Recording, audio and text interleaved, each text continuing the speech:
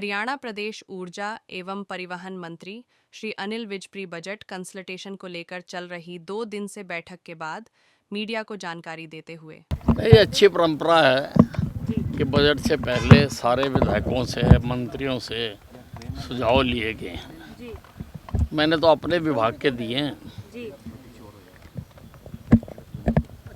जो हम यमुनानगर में 800 मेगावाट का थर्मल पावर प्लांट लगाने जा रहे हैं, जिसकी हमने स्वीकृति प्रदान कर दी है, मैंने कहा है कि उसके लिए फंड्स का प्रावधान करना चाहिए ताकि फंड्स की कमी की वजह से वो प्रोजेक्ट कहीं भी उसमें रुके ना, वो चलता रहे। इसी प्रकार से मैंने कहा है कि ये जो ट्रांसफार्मर्स लगे हुए हैं सारी स्टेट में, ये हम बदलना चाहते हैं, इनको ऑगमेंट करना चाहते हैं। अगर कम पावर का लगा हुआ है तो वो बार बार ख़राब होता है, बार बार उसमें दिक्कत आती है। तो सारी स्टेट के मैंने कहा है चाहे फेज्ड मैनर में करें, परंतु हमें करना चाहिए। उसी प्रकार से ये जो कंडक्टर है, जो तार है, ये बहुत पुरानी लगी हुई हैं। जब लोगों के घरों में पंखा भी नहीं होता था तब का लोगों ने कनेक्शन लिया हुआ है।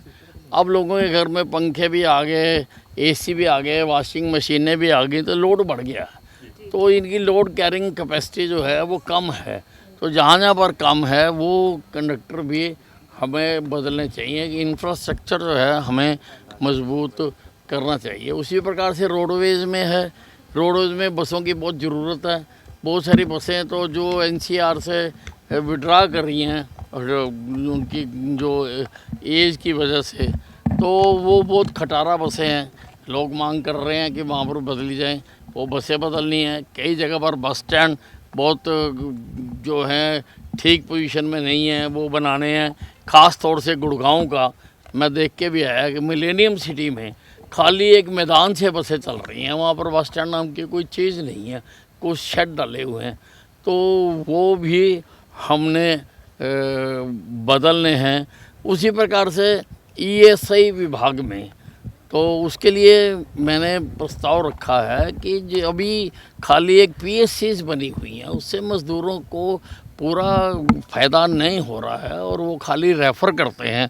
इसलिए हर ज़िले में मज़दूरों की संख्या के हिसाब से उतने बेड का हमें अस्पताल बनाना चाहिए ताकि मज़दूरों को स्वास्थ्य सेवाएं उपलब्ध हो सकें। सर 2 दिन जो ये परामर्श कैंप लगा, सर क्या लग रहा है कि कितना फ़ायदा होगा सर बजट को एलोकेट बजट? नहीं, बहुत फ़ायदा होता है। लोगों के सुझाव आते हैं, लोग नई नई बातें रखते हैं, तो उससे सरकार को एक अवसर मिलता है कि उनको भी उसमें जो है जोड़ा जा सके। सर बजट सत्र शुरू होने वाला है, एलओपी नहीं अभी तक डिसाइड हुआ, क्या आप कहेंगे? ये तो देखिए, विपक्ष तो बिल्कुल डूबा हुआ है और